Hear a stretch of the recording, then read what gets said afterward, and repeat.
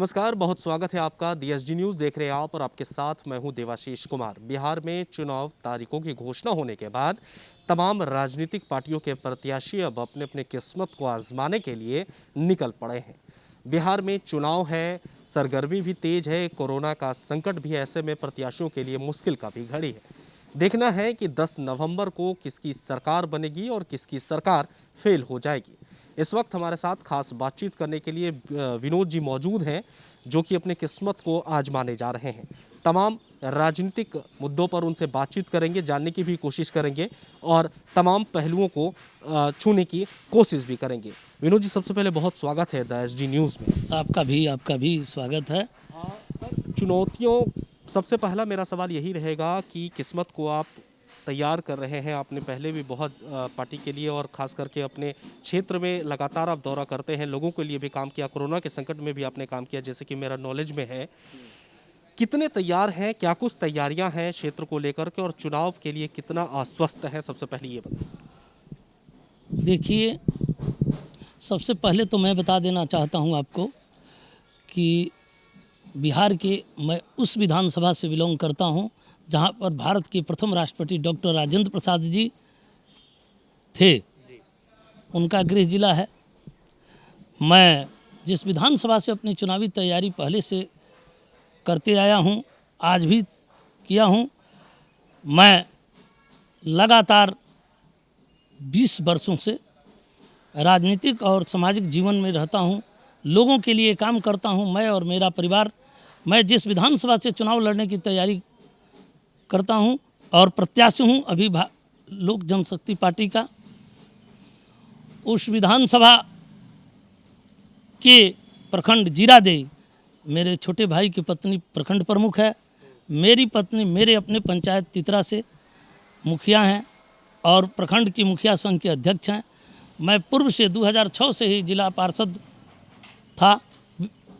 आज जीरादेई की जनता के लिए मैं संकल्पित हूं कि एक जवाबदेह जनप्रतिनिधि यानी विधायक मिले। जीरादेई की जनता चाहती है कि डॉक्टर राजेंद्र प्रसाद जिस तरह अच्छाई के लिए जाने जाते थे, एक ऐसा प्रतिनिधि बने जो जीरादेई की जनता को जवाबदेह हो। मैं चाहूँगा, मेरा एक मिशन है, मैं उसी मिशन से काम करता हूँ। और आज मैं भारतीय जनता पार्टी का लगभग 15-20 वर्षों से सिपाही था, कार्यकर्ता था, आज प्रदेश कार्य समिति का सदस्य रहा। लेकिन कई जगहों पे राजनीतिक परिस्थितियां जो भी बनी, भारतीय जनता पार्टी ने हम लोगों जैसे निष्ठावान, समर्पित और संघर्षशील लोगों को टिकट से वंचित कर दिया। मेरा सवाल भी यही था, आपने जवाब भी दिया है, लेकिन जानना चाहूँगा, भारतीय जनता पार्टी के लिए आपने लगातार कई वर्षों तक काम किया है सिवान में। आज लोक जनशक्ति पार्टी के टिकट पर आप चुनाव लड़ रहे हैं।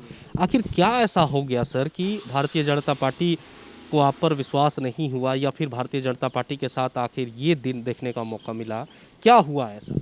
देखिए, भारतीय जनता पार्टी और जनता दल यूनाइटेड का गठबंधन लोजपा का भी था, लेकिन जीरादेई की जनता, बिहार की जनता चाहती थी कि ये गठबंधन चले जिसमें मुख्यमंत्री नीतीश कुमार और जनता दल यूनाइटेड के प्रति जनता की नाराज़गी है और थी, जिसको भारतीय जनता पार्टी, चाहे उनकी राजनीतिक मजबूरियां ही हो, लेकिन ऐसा नहीं हो पाया।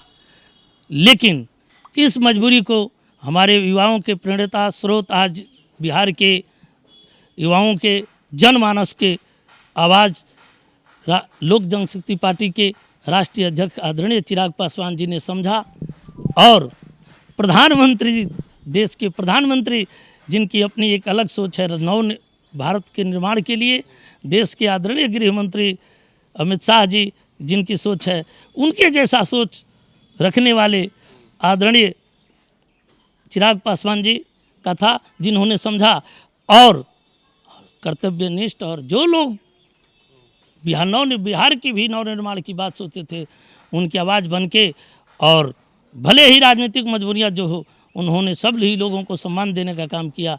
और हम लोग जितने भारतीय जनता पार्टी के निष्ठावान लोग थे, जो चाहते थे कि हम चुनाव लड़ें और बिहार के निर्माण में अपनी सहभागिता दें, अगर वंचित हुए तो उन लोगों ने हमको जगह दिया। और हम लोग चाहेंगे कि जो हमारे राष्ट्रीय अध्यक्ष जी का सोच है उसके हिसाब से चुनाव जीतें और बिहार के नव निर्माण में अपना योगदान करें।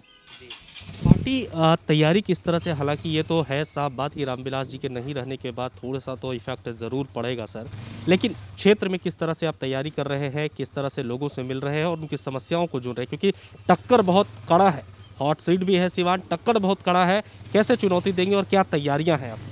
निश्चित तौर पर हम पहले से ही तैयार हैं, ऐसा नहीं है कि हम नए पार्टी के लेवल पे तैयारी कर रहे हैं, सिर्फ हमको उसको सही मायने में ढाल देना है।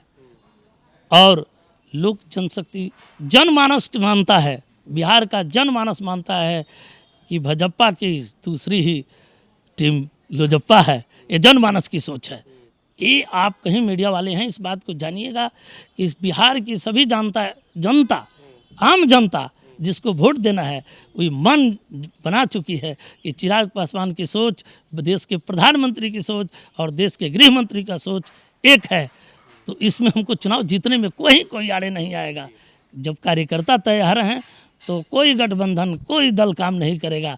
निश्चित हम चुनाव जीत के जाएंगे और मैं जीरादेई की आवाज़ बनूंगा, मैं जीरादेई का जवाब जनप्रतिनिधि बनने की कोशिश करूंगा। जनता की आवाज़ पे मैं चुनाव लड़ रहा हूं, मैं पूर्ण तैयारी के साथ हूं।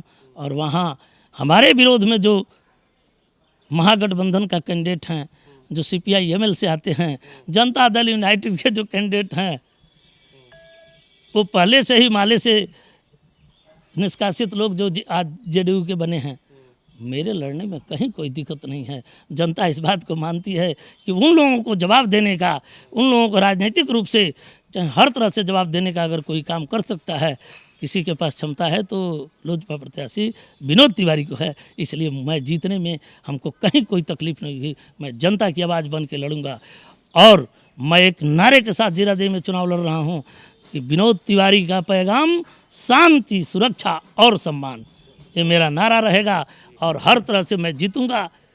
तो जीरादेई के लिए जो पहले से मेरी सोच है कि स्वास्थ्य के क्षेत्र में अच्छी सुविधाएं मिले, शिक्षा के क्षेत्र में अच्छा शिक्षण संस्थान हो और युवाओं के लिए अच्छा रोजगार हो, मैं उसके लिए प्रयत्नशील रहूँगा।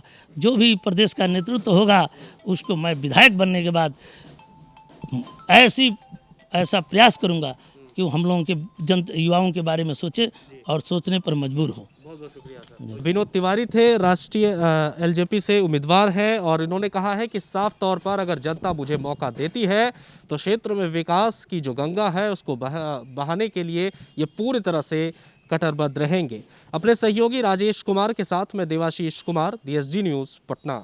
जब देश की सुरक्षा की बात हो तब कुछ किरदार अहम भूमिका निभाते हैं। बेजोड़ शटर्स और शटर लॉक्स, मजबूती की मिसाल कायम करने वाले स्टील पाइप्स, सर्वश्रेष्ठ गुणवत्ता से भरपूर शटर लैथ और अटूट इंटरनल लॉक्स। आइए इन्हें मिलाकर निर्माण करते हैं एक उज्जवल भारत का, क्योंकि बात भारत की मजबूत भविष्य की है।